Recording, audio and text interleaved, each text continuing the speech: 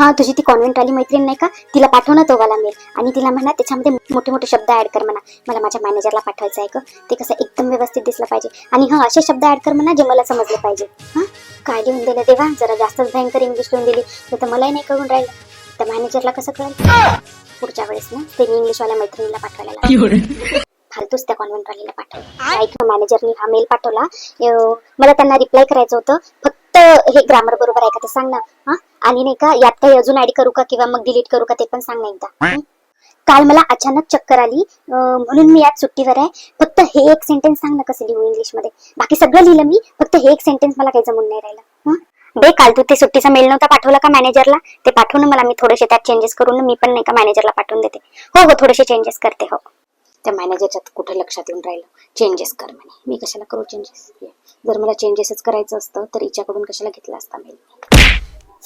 बे, आपण जर मेसेज डिलीट केला तर समोरच्याला सीन नाही होत ना?